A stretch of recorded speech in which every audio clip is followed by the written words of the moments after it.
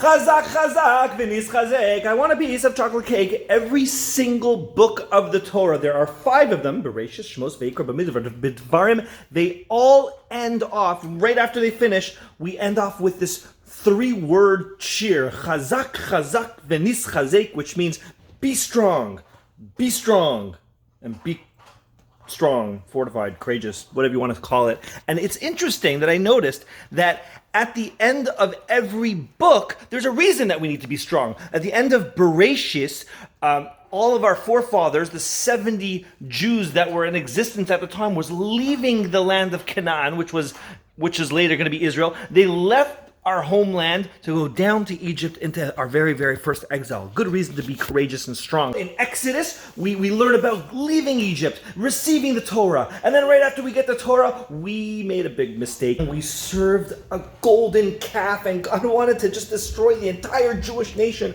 because of it. And, well, we know people in high places, and Moshe Rabbeinu, Moses, interceded on our behalf. We made this big temple called the Mishkan, the sanctuary, and God dwelled there and said, okay, don't mess again. I'm here. I'm giving you another chance. So we gotta be strong, be courageous. And now we're in the 3rd book, Vayikra, Leviticus, and we speak about this parsha, which is the last parsha in Leviticus. And if you want to know why we need to be strong in the next 2 afterwards, well, maybe we'll talk about that another time. So this time we're going to speak about in Vayikra, what is this parsha? Parsha's bechukosai. It speaks about basically 3 things.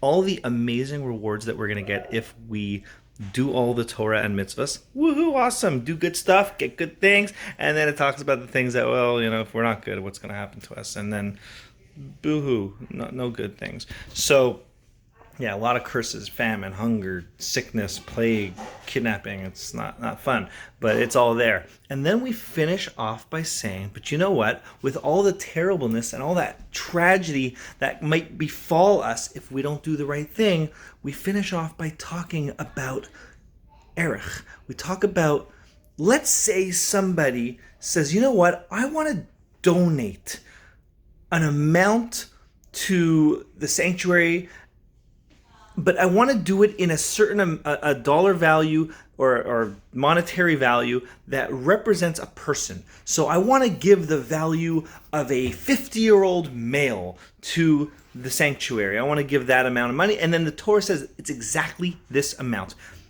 But what if he's a righteous male? What if he's a Torah scholar? What if he's a really bad person? What if he's a 40-year-old male that runs an events group on WhatsApp? What if it's a lovely female that runs an after-party group on WhatsApp?